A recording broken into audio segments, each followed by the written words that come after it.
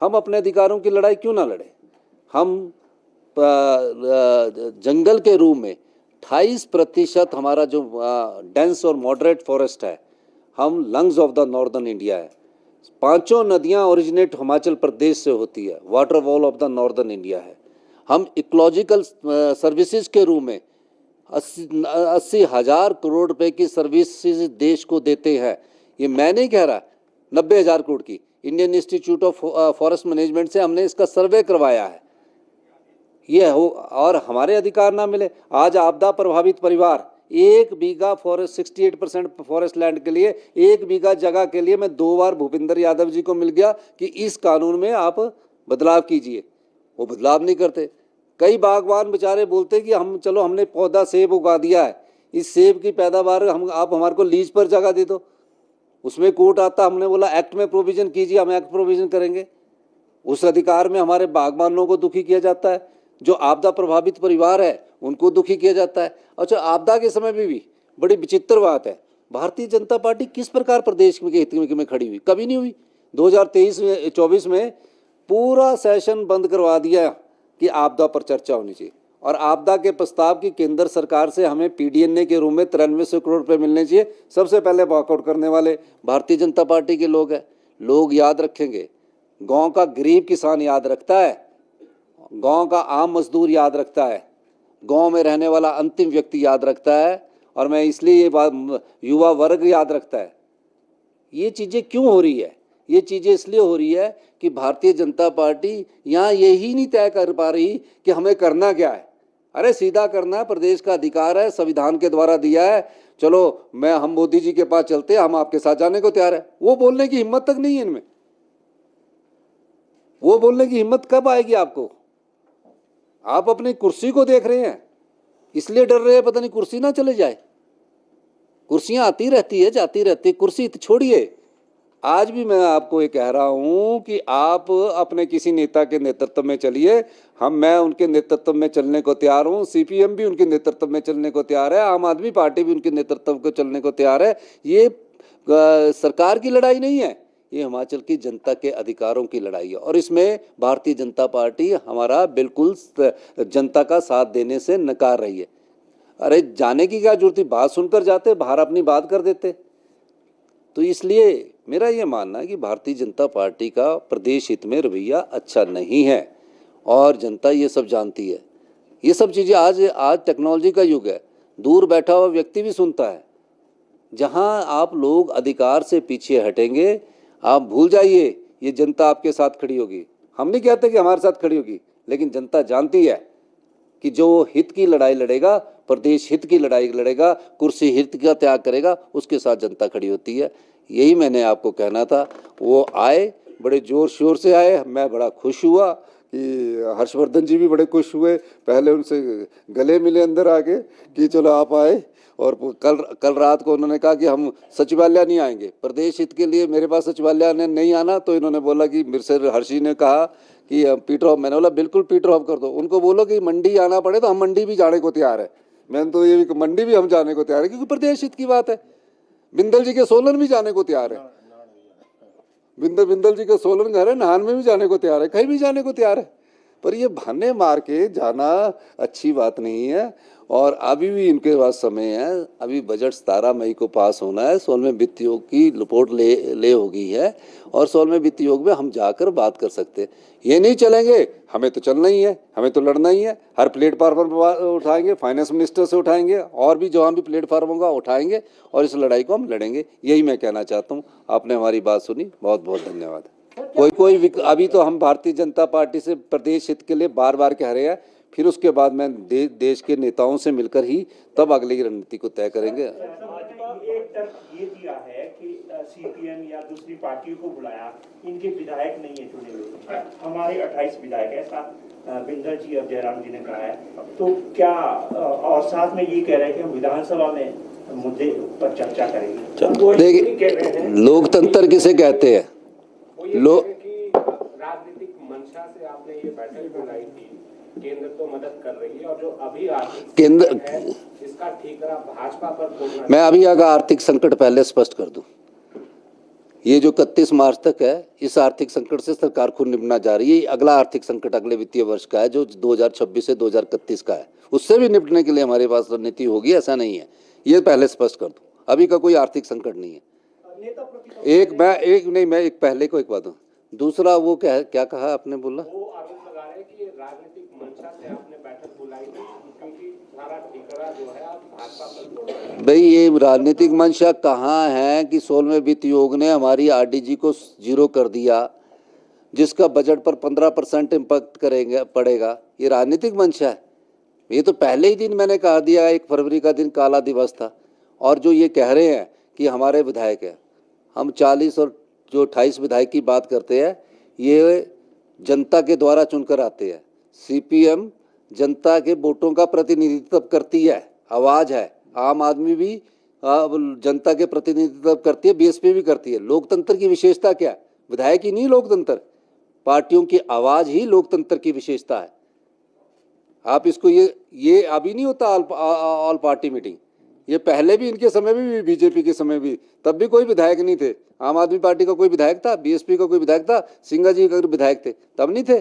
और ये कहना कि हम विधानसभा में उठाएंगे, विधानसभा में उठाएंगे, आप क्यों, क्या उठाना चाह रहे? आप बोलो कि हम चलने को तैयार है, आप बताइए हम टाइम ले रहे हैं और आप चलिए। ये टालने की बात क्यों हो रही है? ये सब टालने की बात है। नहीं, मैं एक चीज़ में स्पष्ट करना चाहूँगा। मुख्यमंत्री जी ने ये क्रिटिसिज्म की मंशा से आए थे। इनको यहाँ सीपीएम, आम आदमी पार्टी और बीएसपी ने जो समर्थन दिया है सरकार को, वो भी इनको पसंद नहीं आया और बाहर जाकर के इन तीनों पॉलिटिकल पार्टीज का क्रिटिसिज्म कर रहे हैं, इनके बैठने के पे आपत्ति कर रहे हैं। वो जिस प्रकार का क्रिटिसिज्म, मैं नहीं कहना चाहता, जिस प्रकार की टोन और टेरर जो बिंदल जी ने स्टार्ट की थी, एक जो ऑल पॉलिटिकल पार्टी। ऐसे एक बात बोल, एक बिंदल जी भी विधायक नहीं है, अगर वो हमारा भी सर कमीशन एक है, आम आदमी पार्टी का तो एक भी नहीं है, तो डरते क्यों है? ये तो 6 थे। मैं तो बोल रहा था बार-बार कि आप इनके जो आप अलग से वर्जन देना, आप अपना बाद वर्जन देना। मैं इस कह रहा कि इस तरह से इनकी मंशा थी, एक नेगेटिविटी, और उस तरह से आए थे, लड़ने के भाव से आए थे। अब हम तो चलो सत्ताधार है, हमसे तो लड़ो, मगर आम आदमी पार्टी, कांग्रेस पार्टी और बीएसपी का तो कोई उसमें इनका झगड़ा ही नहीं है। मगर बाहर जाकर के वॉकआउट करने के बाद बाहर जाकर इनका भी क्रिटिसिज्म करना है, दुर्भाग्यपूर्ण है ये तो। सर एक मिनट, मैं एक बात बोलना चाह रहा हूँ। देखिए, ऐसा है, एक मूलभूत प्रश्न कि भाजपा चाहती है कि आरडीजी मिले या ना मिले। प्रश्न यही है, ये इनको साबित करना कि ये इसके पक्ष में या इसके पक्ष में नहीं। एक कहना चाहता हूँ, पार्टी ऑल पार्टी मीटिंग होती है जिसमें पार्टी के प्रतिनिधि आते हैं। उसमें ये नहीं होता विधायक ही आने हैं, विधायक के लिए तो विधानसभा रखी है। लेकिन हमने बोला जयराम जी आप ही अपने विचार दे दीजिए, वो अपने विचार भी नहीं दे के गए। सारे एमएलए तो थे वहाँ, किसी ने विचार नहीं रखे जी। सर आप लोग भी बाहर पलटवार करें, लेकिन ये इसके लिए क्या कसूर? हाँ, ये क्या मंथन हुआ? और आप निश्चिंत रहिए, आप निश्चिंत रहिए। और मैंने आपको कहा ना, हम सभी पार्टियों के सहयोग से, प्रदेश की जनता के आशीर्वाद से, देवी देवताओं के आशीर्वाद से हम इसको पार करेंगे, आत्मनिर्भर हिमाचल की दिशा में बढ़ेंगे। व्यवस्था परिवर्तन के जो 3 साल है, उसने नीतिगत बदलाव किया है। और नीतिगत बदलाव से आपको ये बताना चाहता हूँ, पिछली बार आरडीजी 6200 करोड़ थी, इस बार 3200 करोड़ रुपया हुई है।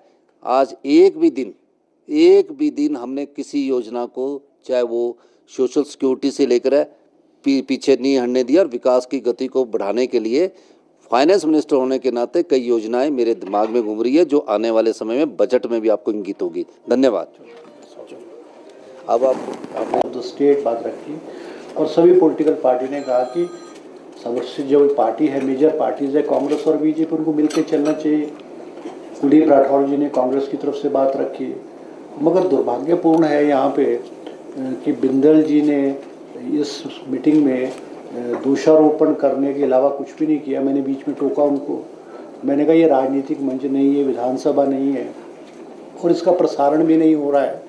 हमको एक पॉजिटिव बात करनी चाहिए। क्रिटिसिज्म तो हम बाहर मीडिया के माध्यम से मंच पे, राजनीतिक मंच पे करते हैं, मगर वो बहुत जैसे राजनीतिक ड्रामा करने की कोशिश करके जो है बाहर निकले।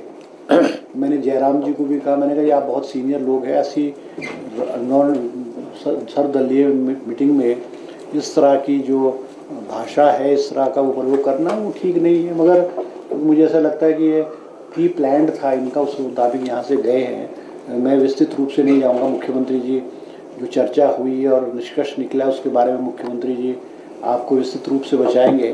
कांग्रेस पार्टी की तरफ से मैं दिलीप राठौड़ जी से भी अनुरोध करूँगा कि वो भी जो है चंद शब्दों में जो है वो अपनी थैंक यू वेरी मच। आज सरकार ने बहुत अच्छा निर्णय लिया। मैं बधाई देता हूँ कि सभी राजनीतिक दलों को आमंत्रित किया मुख्यमंत्री जी ने, हमारे संसदीय मंत्री जी ने, और कांग्रेस पार्टी की तरफ से मुझे यहाँ आमंत्रण मिला। हमारे सीपीएम, बीएसपी, हमारे जो आप पार्टी के पदाधिकारी हैं वो भी इस बैठक में शामिल हुए। और इस बैठक का मकसद ये था कि आज जो प्रदेश में संकट आया है, इस संकट से हमें किस तरह से निपटना है, और सभी राजनीतिक दल इस पे यहाँ चर्चा करें। और बहुत अच्छी पॉजिटिव सोच के साथ ये बैठक शुरू हुई। हमारे सीपीएम के जो साथी हैं उन्होंने अपने बहुत अच्छे विचार रखे, हमारे जो आप पार्टी के उन्होंने भी बहुत अच्छे विचार रखे, हमारे जो बीएसपी के उन्होंने भी विचार रखे, और हमारा भी कांग्रेस पार्टी का ये मानना था कि हमें सब लोगों को मिलकर जो है उसमें हमारी भारतीय जनता पार्टी के अध्यक्ष और उनके साथी भी मौजूद थे, पूर्व मुख्यमंत्री हमारे प्रतिपक्ष के नेता हैं वो भी इस बैठक में मौजूद थे। हमारा इस बात को लेकर स्टेज था कि जो ये परिस्थितियां उत्पन्न हुई हैं, इन परिस्थितियों से प्रदेश को निकालने की बात है, और हम सारे राजनीतिक दल इकट्ठा होकर यहाँ से जो प्रदेश के मुख्यमंत्री हैं, हमारे जो प्रतिपक्ष के साथी हैं, उनके नेतृत्व में हम जाकर दिल्ली प्रधानमंत्री जी से मिलें, और जो ये ग्रांट ख़त्म हुई है इसको द्वारा जो है किस तरह से ये द्वारा शुरू हो और हमारे ऊपर जो आर्थिक संकट आया है उससे हमें निजात मिले। बहुत अच्छी बैठक हुई, लेकिन मुझे इस बात का अफसोस है कि भारतीय जनता पार्टी जो है शुरू से ही इस विषय को लेकर राजनीति कर रही है। वो इस मंशा से आए थे, ये राजनीतिक दबाव था, लोगों का दबाव था कि अगर वो मीटिंग में नहीं आते तो पूरे प्रदेश में ये संदेश जाता कि ये गंभीर नहीं है। वो आए, लेकिन उनकी सोच पहले से ही, उनकी मंशा साफ थी कि उनको इस मीटिंग में बैठना नहीं है, इसका बहिष्कार करना है। और ऐसी बातों को लेकर जो प्रदेश भाजपा के अध्यक्ष हैं उन्होंने इस मीटिंग का बहिष्कार, उन्हें प्रदेश के मुख्यमंत्री इनकी बात सुननी चाहिए थी, इनकी बात सुने, इनके स्पष्टीकरण, उन्होंने अपनी बात कही, हमारी बातें सुनी, लेकिन सरकार की बात उन्होंने नहीं सुनी। बात ये बनती थी कि वो मुख्यमंत्री जी की बात सुनते, सरकार का क्या पक्ष है वो सुनते, उसके बाद जो उनकी इच्छा होती वो करते, लेकिन वो इतनी हिम्मत नहीं जुटा पाए। उन्होंने सरकार की बात नहीं सुनी, मुख्यमंत्री जी की बात नहीं सुनी, और हम उनसे इस बात की अपेक्षा कर रहे थे कि वो अपने सुझाव दें, लेकिन उन्होंने कोई भी सुझाव यहाँ दिया नहीं और यहाँ से बहिष्कार किया। और मैं ये समझता हूँ ये बहुत दुर्भाग्यपूर्ण है। हिमाचल जैसा एक छोटा राज्य जहाँ हम इस सोच को लेकर आगे चल रहे थे कि सभी राजनीतिक दल जो है मिलकर इस जनता के मुद्दे पे हम इकट्ठे होकर हम बात करेंगे, उन्होंने नहीं की।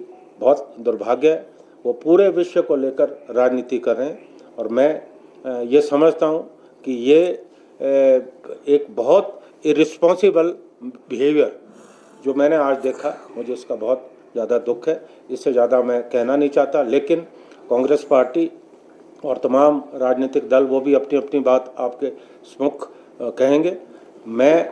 हम ये चाहते हैं कि सरकार जो है, जो भी सरकार का इस विषय को लेकर निर्णय होगा, इस प्रदेश को इस आर्थिक संकट से बाहर निकालने का, उसमें कांग्रेस पार्टी पूरी तरह से साथ खड़ी।